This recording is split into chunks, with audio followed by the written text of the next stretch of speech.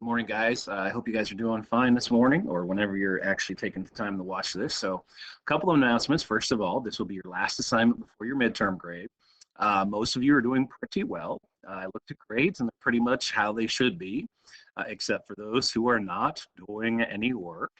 And I don't know what to tell you.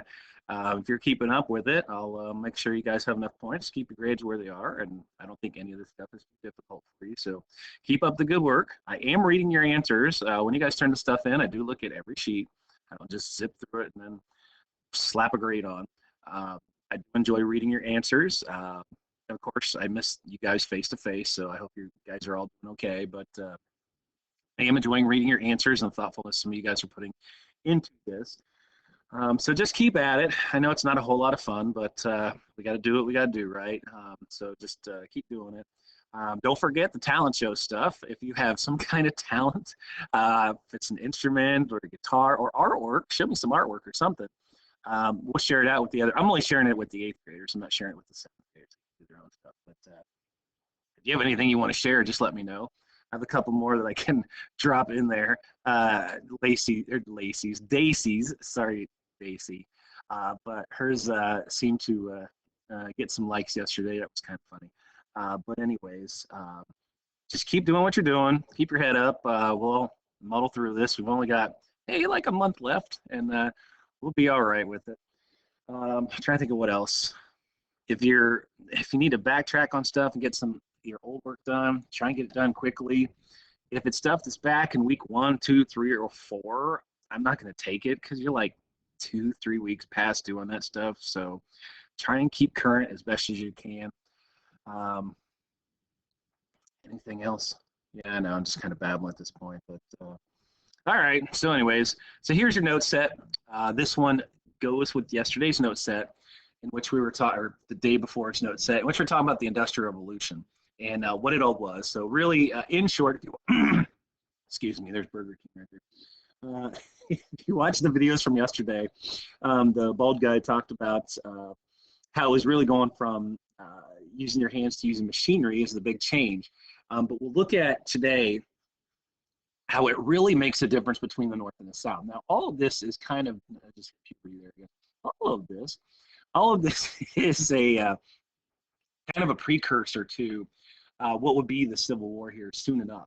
So we're going to have a split in our country very soon, and part of it is because of this Industrial Revolution. This is called the lead into Chapter 11, but that's not much about anyways. It's still going to be the same thing, split between the North and the South. So let's get to it. So the first thing is we're going to look at the industrialized North. The big thing, and one of your questions the other day was about urbanization, is that the North really gets hit with this Industrial Revolution. They go from agriculture to industrialization. And even if you look at it today, in modern times, you might say, well, Hardin County's got a lot of agriculture. Well, it does. But we also have, if you look in the north part, like your Great Lakes region, we have a lot of industry even today. Shoot, I got to get to the bell. All right, I'm back again. I just got talked to by the mail lady. I mean, nothing bad. I didn't do anything bad, but they had the wrong address on something. But anyways, I forget where I was. So anyways, the Great Lakes region. So if you look at the east side of the United States today, and if you're looking like, say, just above Tennessee line, and you draw a line from east to west, at least in our part of the country, we are very industrialized, and with our major cities and the industry that's there. And then you go south, not to say they don't have industry, but it's more of larger farmlands and agrarian society. So that comes to be really at this time period after the Industrial Revolution. So one of your words from the other day was urbanization. Root word is urban. This goes along with another word that's going to come up called rural, which for whatever reason I have a hard time saying. Rural. So urbanization is basically big cities.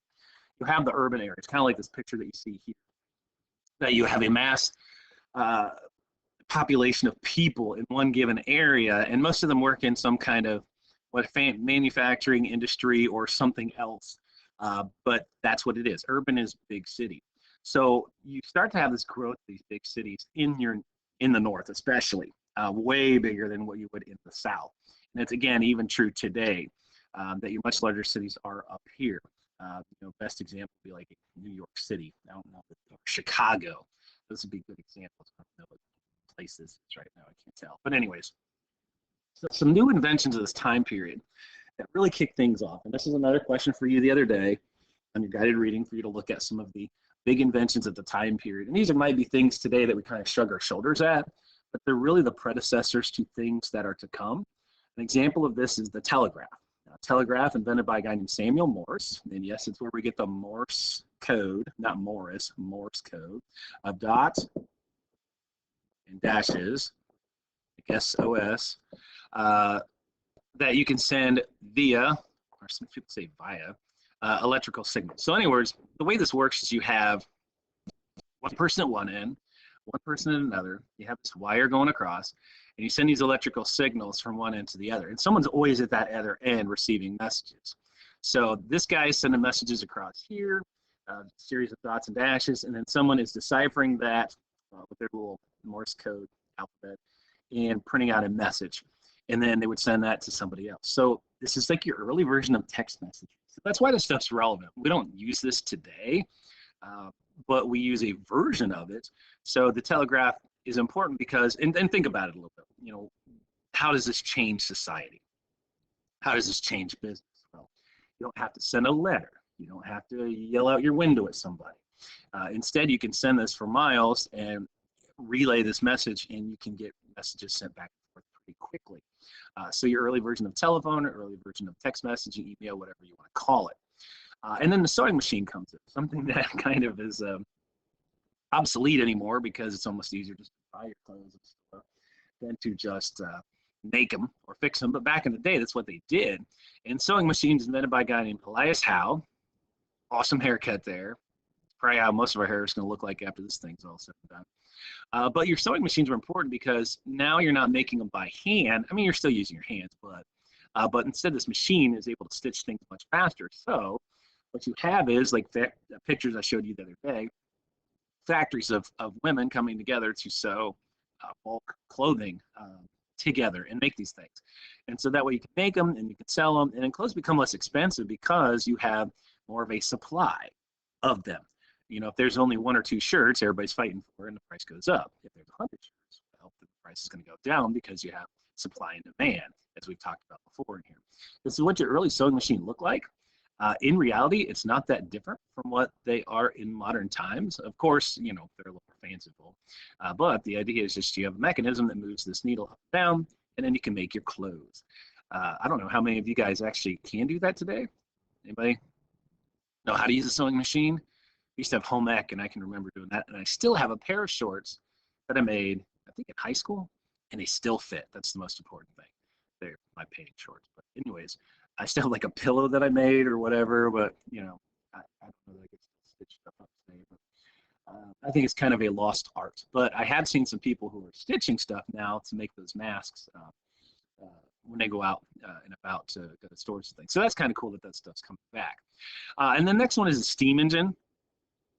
Invented by Robert Fulton. Well, actually, steam engine had been kind of around for a while, but he's the first guy to really put it into a ship called the Clermont, as you see here. And this is important because you could have ships that were much faster and could carry more cargo. So if you're looking at this ship, let's slap a sail on it right in the middle and a mast and a sail. And you think about how fast that could actually be. Well, you're dependent on the wind or 1,000 guys paddling this big boy. But now you put a steam engine on right here, and it turns this paddle wheel. And so you don't need 1,000 guys rowing it. You don't need the wind. And it's a little more powerful, quite a bit more powerful. So you can carry more product at the same time. So things we take for granted today, because imagine these great big ships, not the Titanic, because that didn't work out so well. But it really does change things for society. And then the last one is a railroad, which comes in 1828. The first one is called the B&O, Baltimore and Ohio, and some of you were like, that's a monopoly. Correct. So the Baltimore and Ohio was your first one, and it connected Baltimore and Ohio. Very creative name there. And the relevancy of these is pretty important because we still use them, let's do the math, 100 and a bunch of years later. But anyways, so still important. Obviously, a little bit has changed in terms of the engine itself, but the design, not so much. Pretty similar, and we still move millions of tons of cargo every day just using trains. So that's going to be a big thing. But most of these are in the north. Most of these are in the north to begin with, and then they catch on later in the south. Railroad is going to be a big one in the Civil War, which you have more tracks in the north, and it does help the north end up winning the Civil War. Spoiler alert, in case you didn't know that. So other things that change. The role of African Americans, and this is a tie into the South as well here. So the African American role in the North, I actually mentioned this before. We've talked about this. That it wasn't great in the North either, but at the same time, it was better than it was in the South. So here's a key word for unit is the word discrimination. Discrimination is the denial of equal rights and treatments by others. I really like this picture down below. I think this is a great visual for what discrimination is because of your race, your creed, your religion, whatever reason that you're being judged by others, and not just judged, but also denied certain things like rights and treatments by other people just because of these things. And race is one of the biggest ones, obviously, for discrimination. So usually that's what comes to mind when we talk about it. So that did happen in the North. It's not like the North was perfect. And a lot of people paint that picture. Well, we didn't have slavery. Well, that's not entirely true. But things were better in the North than they were in the South. Slavery ends in the North by the early 1800s. In fact, in 1803, Ohio becomes, hooray, the first state to ban slavery in their state constitution. But again, got to take it with a grain of salt. It does not mean that there were not slaves in Ohio. The reality is, down on the southern border, by the Ohio River, there were some slaves down in the southern farms. So again, not perfect, but better than it was in the South. However, they were not allowed to vote, African Americans, and they were not allowed to work in the factories. So even though we did not discriminate as much, we still discriminated, which is still wrong. So they ended up forming their own churches, they ended up forming their own schools. So this does allow for the progression in society of African Americans, clearly not where it should be.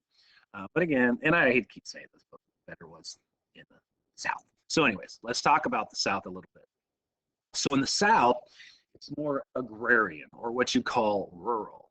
And you can see from these pictures here, and this is late 1800s, I think, a cotton field, what that would look like. That looks like no fun whatsoever. This is a tobacco plantation. We're going to call it probably 1700s over here on the left. So your plantation south, where the north is urbanized or urban, the south is rural. There's that word again, rural, which is mostly agricultural. So if I'm looking at our sound like a pirate. If I'm looking at, I'm sorry, making myself laugh. It's weird. Looking at Hardin County, we are a rural county. We don't have a big city. And Ken's a big city. Sorry to tell you, it's not. But we are mostly farmland. So we are rural, and we're agricultural. And not saying there's anything wrong with it, but it is different than the industrial places, the bigger cities. Columbus, see how different it is versus Franklin County, how different it is than what Hardin County would be.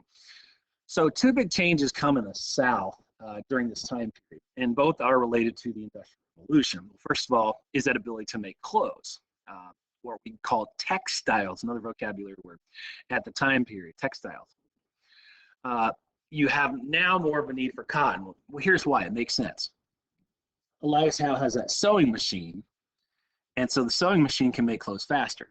So there's more of a demand for clothes because people can get them and they're cheaper. So go to the very beginning of it, there's more of a demand for cotton to make these clothes in order to sell them. So it's kind of like the circle of life. That was terrible. But it's like the circle of life that in the South, they're growing the cotton, they send it to perhaps the North to be turned into clothing, and then it comes back to the South in the form of cloth or fabric and then sold to people.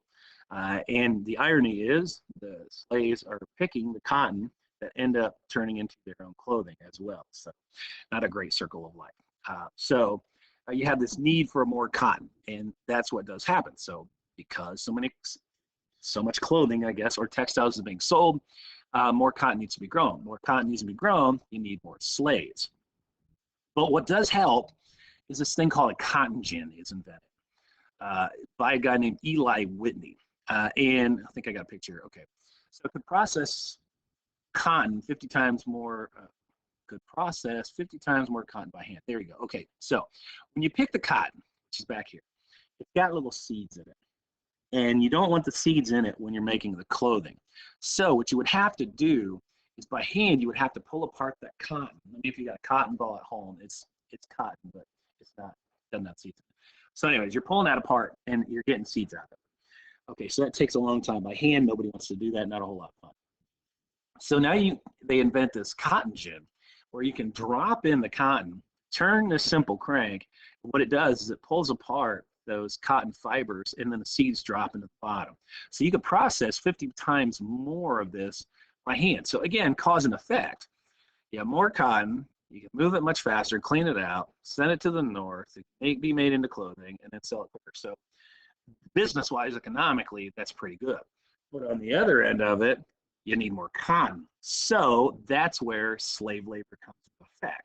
Even though we had slavery in the 1700s, it's been around for a long time period, this industrial revolution, a big negative is that slavery really takes off because of that need for more cotton.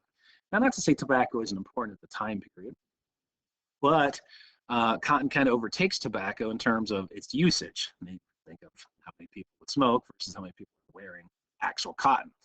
So in the 1790s, you had nearly 700,000 slaves in the U.S. Keep in mind, 1790s, this is post-American Revolution, so you had 13, 14, I think 15 states at the time period in the 1790s, 700,000 states, still a lot. But now, fast forward 70 years, and now look at the number. 1860, gosh, how many states would you have at the time period? Do the math. 30? Yeah, I have to check on that one. But now you have nearly 4 million slaves, 4 million slaves. So a huge progression. And the reasoning behind that is cotton, what they would call King Cotton down in the South, because it really ruled their lifestyle, a lot of demand socially and economically, so it made a lot of changes. So you have a huge influx or increase of slaves during this time period. There you go. There's a nice map in the 1860s. Was I even close? Let me count these all up. I don't know. I'm too lazy. But anyways, the main part of this map is to show you slave states in the orange and free states in the khaki color. I don't know. But anyways, look at the percentages down here. Here's the huge thing. States with the highest percentage of slave populations. South Carolina, 57% of its own population is slaves. Mississippi, 55. So here alone, you've got 2 states that are huge in cotton and tobacco production that have more slaves than citizens, than whites. That's huge. And you've got 1, 2, 3, 4, 5, 6 that are in the 40s at least. So this is another big point of it. But this is also during the time period of the Civil War, so it will change in 5 short years. So another aspect of slavery that we should talk about is, and I don't apologize for the picture because I want you to see it for its harshness there. But Southerners argued that slavery was more humane than the Northern free labor. Okay, this is kind of mind-blowing. You're like, what the heck? Well, part of the European mindset, and yeah, I know we're Americans at the time period, but we have the European mindset. We are superior to everybody. Our ways are better than anybody else's. So when we're looking at African Americans, or as they would see Africans at the time period, Southerners would argue that we're giving them 3 square meals a day. We're giving them shelter. We're providing for them things that they wouldn't have in Africa. And we're much more humane than the Northern free labor. Those Northerners, they talk about how good they are, but yet they don't let them work at factories. And here we're providing for them on a daily basis.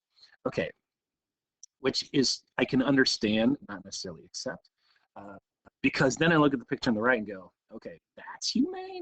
That's better than, than what the Northerners are doing. And this is actually a real picture. This is post-Civil War, in which pictures are taken of what slaves look like in terms of like their abuse. And that's scar tissue, on top of scar tissue. So it tells you that this gentleman was beaten a lot in his life. And so for anybody who's saying that slavery wasn't necessarily a bad thing, put yourself in this gentleman's shoes. Would you want to have that done to you? And the obvious answer should be no. So that's part of the issue is the Southerners have a different mindset than the Northerners do too. And it goes with this last point here is that slaves don't have to worry about unemployment. That's kind of crappy in reality. Would you rather be unemployed than having this done to you, I suppose? And you're not even really employed. You're not getting paid. You're being forced to do labor that you wouldn't want to do. Your meals aren't fantastic. Your shelter isn't fantastic. You're not being treated as a person. You're being treated as property. So that obviously is something that we'll have to talk about here in the next unit, and we will. We'll talk about what they could do. We'll get into slave catching. We're not to the Underground Railroad yet. Now, some people want me to start talking about that, but not just yet. So anyways, there is your set of notes. Where are we headed? Obviously, the big thing is the Civil War. We're getting to that soon enough. But first things first. So have yourself a good weekend. You do have a slave life video tomorrow. And then I'll have some questions for you on Monday on that. So make sure you get these turned back in. Get your grades all caught up and take care of yourselves.